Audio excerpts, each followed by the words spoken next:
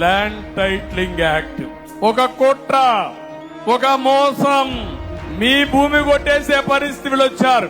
మీ తాత, మీ ముత్తాత, మీ స్వార్జితం, మీ పట్టాదారు పాస పుస్తకం మీద బొమ్మ ఎవరిది తమ్ముళ్ళు?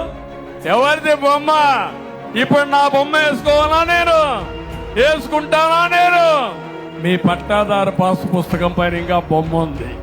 అన్ని పట్టాదారు పుస్తకాలు మారస్తా, బొమ్మ తీసేస్తా, రాజముద్రతో మీ భూమి మీకు ఇస్తానని మీకు హామీ ఇస్తున్నా.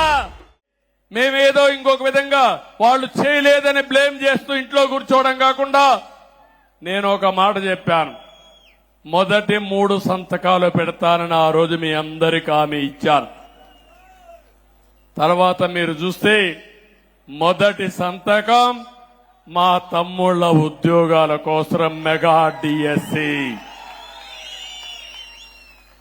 దగ్గర 16,346 ఉద్యోగాలకు మొదటి సంతకం పెట్టాను.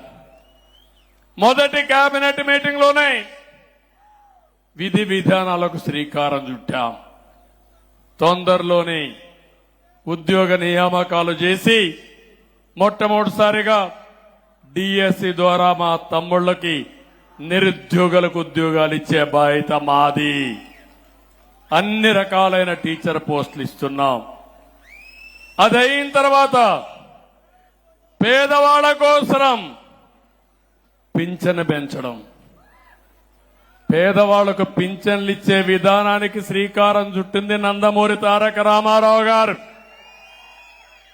మొట్టమొదటిసారిగా 35 రూపాయలు ఆయన పింఛను ప్రారంభించారు. దాన్ని 75 రూపాయలు చేశాను. 2014 నేను ముఖ్యమంత్రి అయినప్పుడు 200 రూపాయలు 1000 రూపాయలు చేశాను. 1000 రూపాయలు 2000 రూపాయలు చేశాను. అంటే 200ని 10 రెట్లు పెంచి 2000 రూపాయలు చేశాం ఈ పేదవాళ్ల కోసం. ఇప్పుడు మళ్ళీ 3000 ఉంటే 4000 రూపాయలు చేశాను. ఏప్రిల్ నుంచి ఇస్తానన్నాను. అందుకే 65,30,000 మందికి జూలై 1వ తారీఖున 7,000 రూపాయలు డబ్బులు ఇచ్చే బాధ్యత.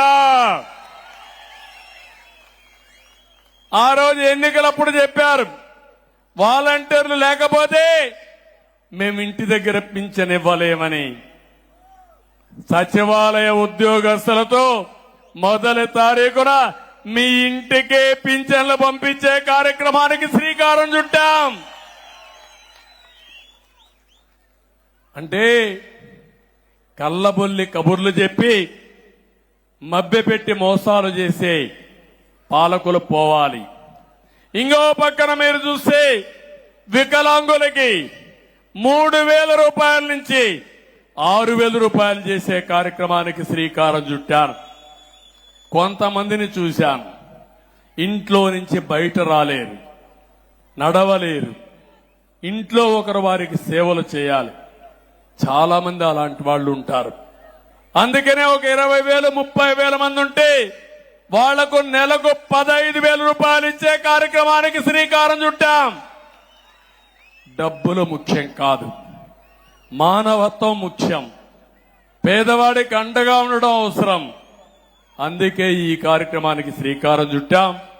కొంతమందికి 10,000 రూపాయలు పింఛన్ ఇస్తున్నాం.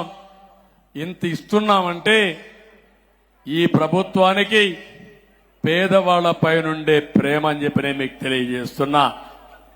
ఇది ఒక కార్యక్రమం పెట్టుకుని 1వ తారీఖున ఒక పండుగ వాతావరణంలో ఈ పెన్షన్లు పంచే కార్యక్రమానికి శ్రీకారం చుడుతున్నాం. మీరందరూ కూడా నిండు మనసుతో ఆశీర్వదించండి. ప్రతి ఒక్కరు కూడా మీరు ఎక్కడికక్కడ ఈ ప్రభుత్వం చేసే మంచి కార్యక్రమాలకి మీరు కూడా అండగా ఉండాలని మిమ్మల్ని అందరినీ కోరుతున్నా. 3వ కార్యక్రమం ల్యాండ్ టైటిలింగ్ యాక్ట్. ఒక కుట్ర, ఒక మోసం. మీ భూమి కొట్టేసే పరిస్థితులు వచ్చారు. మీ పట్టాదారు పాస పుస్తకం మీద మీ తాత మీ ముత్తాత మీ స్వార్జితం ఆ పుస్తకం పైన బొమ్మ ఎవరిది తమ్ముళ్ళు? ఎవరిది బొమ్మ? ఇప్పుడు నా బొమ్మ వేసుకోవాలా నేను? వేసుకుంటానా నేను? అంటే మీ భూమి పైన నా బొమ్మ వేసుకుంటావా నువ్వు? అందుకే చెప్పా, ఆ చట్టంలో కూడా ఇష్టానుసారంగా పెట్టేశాడు. అంటే ల్యాండ్ టైటిలింగ్ ఆఫీసర్ ఒకడు ఉంటా అంట రిజిస్ట్రేషన్ కి, టైటిల్ రిజిస్ట్రేషన్ ఆఫీసర్ వాడెవడో తెలియదు. అప్పలెంట్ అథారిటీ వాడెవడో తెలియదు.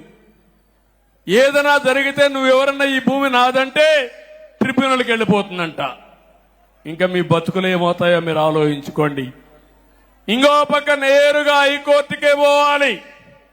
ఇంకే కోర్టు లేదు, అందరూ అమరావతి క్యూ కట్టాలి. ఎంతమంది హైకోర్టు పోతారని అడుగుతున్నా. అందుకే చెప్పా, ఈ చట్టం నల్ల చట్టం, దీన్ని రద్దు చేస్తానని చెప్పి రద్దు చేయడానికి మొన్నే తీర్మానం చేశాం. కరెక్ట్ అవునా కాదా? కరెక్ట్ అవునా కాదా? అది రద్దు అయిపోతుంది. మీ పట్టాదారు పాస్ పుస్తకం పైన ఇంకా బొమ్మ ఉంది. ఏం చేయమంటారా బొమ్మని? ఏం చేయమంటారా బొమ్మని? అన్ని పట్టాదారు పుస్తకాలు మారస్తా, బొమ్మ తీసేస్తా, రాజముద్రతో మీ భూమి మీకు ఇస్తానని మీకు హామీ ఇస్తున్నా. రాయి పైన కూడా బొమ్మ వేసుకున్నాడు. ఆ రాళ్లతో ఎవరిని కొట్టాలో నాకు తెలియడంలే. ఏంటి అరాచకాలు నాకైతే అర్థం కావడం లేదు. కడాన పుట్టిన తేదీ సర్టిఫికెట్ ఇమ్మంటే దానిపైన కూడా బొమ్మ. చాలా అరాచకాలు జరిగాయి. ఇంకా నిన్న మొన్న చూస్తున్నారు అరాచకాలు, ప్యాలెస్ల కథ చూస్తున్న తర్వాత మాట్లాడదాం. ఏంటి ఇప్పుడు నేను మాట్లాడను.